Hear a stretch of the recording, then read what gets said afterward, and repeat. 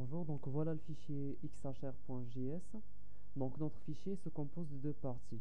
La première partie qui est sélectionnée en bleu, c'est la partie où on a créé l'objet XML HTTP request indépendamment du navigateur. On a commencé par supposer que l'utilisateur navigue avec Internet Explorer la dernière version. Si ça fonctionne pas, on va cacher l'exception et on va supposer qu'elle utilise Internet Explorer mais avec une version antérieure de l'objet XML HTTP. Si c'est pas le cas, on va attribuer à XHR false et on va vérifier à la fin si XHR est égal à false et si le navigateur supporte l'objet XML HTTP request, donc on va le créer en attribuant XHR new XML HTTP request. Donc dans cette partie, on a créé l'objet XML HTTP request. On a vu les propriétés et les méthodes d'XML HTTP request, donc on a voulu les utiliser. C'est ce qu'on a fait dans la deuxième partie, juste en bas. On a ajouté le code d'une fonction qui s'appelle envoi requête. Donc cette fonction envoi requête, on lui a donné deux paramètres, page et ID.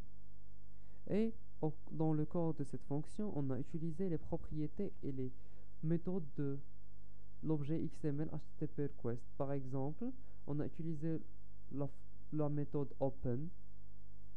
On lui a donné les deux paramètres get. On fait appel à la méthode get et à la page, à l'URL page. On a appliqué à XHR par exemple une propriété en ready statement change. On lui a appliqué aussi ready state et on a dit que quand un objet XML HTTP request.readyState est égal à 4, ça veut dire que l'objet il est complet. Et quand le statut de XHR est égal à 200, ça veut dire que la page a été trouvée avec succès. Donc maintenant, puisqu'on a modifié notre fichier xhr.js, il est prêt à l'utilisation. On avait déjà créé une page qu'on a appelée ma page ajax.html pour tester la première partie. Maintenant, on va la modifier un petit peu pour tester la fonction envoi requête. Donc voilà le code de ma page ajax.html. Dans le head, je n'ai rien changé, il est toujours le même. Mais dans le body, j'ai essayé de l'améliorer. Je reviens au head. Déjà dans le head, il y a la script. Dans cette valise, on essaie d'inclure le fichier xhr.js. Et pour le body, il n'y avait rien dans l'autre vidéo. Mais là, j'ai essayé de le modifier un petit peu.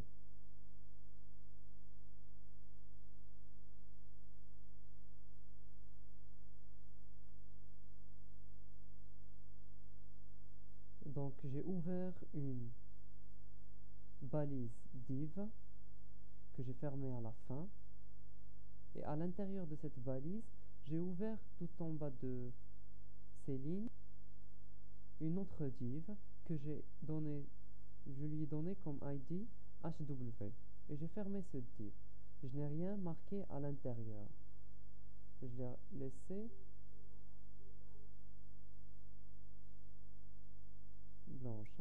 Donc je reviens à body. La balise body, j'ai ajouté la propriété onload. Ça veut dire en chargement, faites appel à la méthode envoi requête qui a comme paramètre page1.html HW. Donc on va appeler page1.html et on va la mettre dans la partie HW de la page.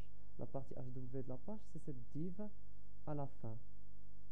ID est égal à HW.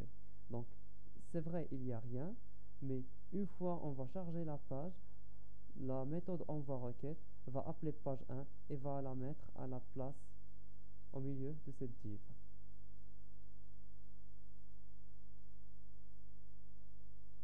Et voilà, à l'intérieur, avant cette div, j'ai mis bienvenue, un message, et j'ai mis page 1 et page 2. En cliquant sur page 1, on va faire appel à page1.html et on va l'afficher dans cette div.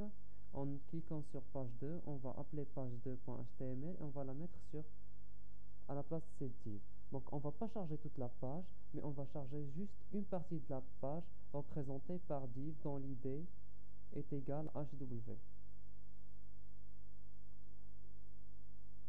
essayer de copier ce code. Et maintenant, je vais vous montrer le code de page 1.html et page 2.html. Donc voilà le code de page 1.html. Puisqu'on travaille avec Ajax, c'est pas la peine d'écrire toute une page HTML avec les balises HTML, height, title, body, puisqu'on fait appel juste à une partie de la page. On va pas charger toute la page. Donc on a écrit juste une simple div qu'on va mettre à la place du div qui porte l'id HW. C'est ce qui est innovant dans Ajax.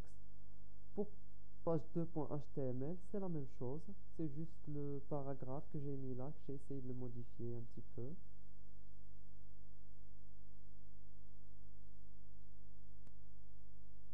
Voilà le code de page 2.html.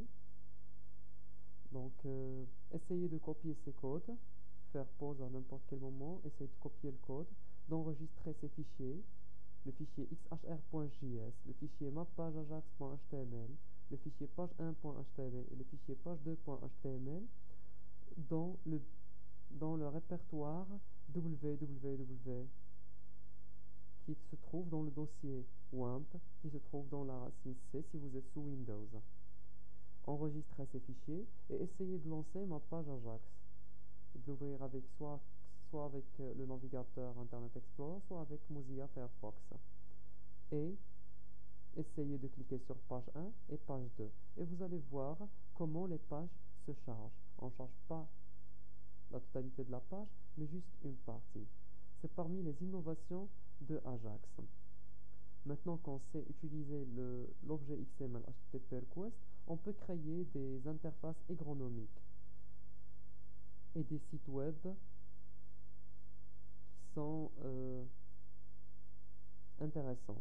Donc maintenant, on a terminé l'introduction de l'utilisation d'Ajax. On va passer à l'utilisation d'Ajax et PHP dans les vidéos qui suivent.